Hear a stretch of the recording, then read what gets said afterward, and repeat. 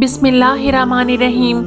حضرت انس بن مالک رضی اللہ تعالیٰ عنہ فرماتے ہیں کہ رسول اللہ صلی اللہ علیہ وسلم کے زمانے میں ایک سال قحط پڑ گیا، اور اس وقت جب حضور جمعہ کے دن خطبہ دے رہے تھے، ایک دیہاتی آدمی کھڑے ہوئے اور عرض کیا، یا رسول اللہ، مال تباہ ہو گئے، اہل و عیال بھوکے ہیں، آپ اللہ عز و جل سے ہمارے لیے دعا فرمائیں۔ رسول اللہ صلی اللہ علیہ وسلم نے اپنے دونوں ہاتھ دعا کے لیے اٹھا دیے۔ راوی کہتے ہیں، اس وقت ہم آسمان پر بادل کا چھوٹا سا ٹکڑا بھی نہیں دیکھ رہے تھے۔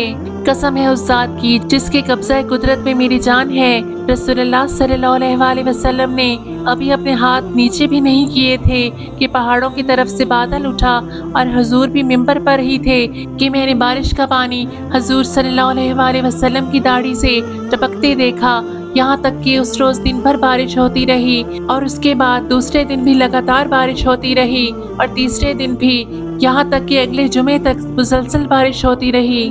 پھر وہی دیہاتی یا کوئی اور صحابی جمعہ کے دن خطبہ کے وقت کھڑے ہوئے اور عرض کیا، یا رسول اللہ صلی اللہ علیہ وسلم، بارش کی کثرت سے مکانات گر گئے، مال مویشی ڈوب گئے، اللہ تعالیٰ سے ہمارے حق میں دعا فرما دیں۔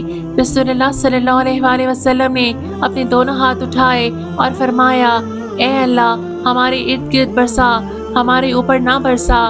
حضور اپنے ہاتھ سے جس طرف اشارہ فرماتے، بادل وہاں سے چھٹ جاتا، اور مدینہ گول حوض کی مانند ہو گیا، اور وادی کنات ایک ماہ تک بہتی رہی۔ جس طرف سے جو بھی آیا، کثرت سے بارش ہونے کی خبر دی۔ سبحان اللہ۔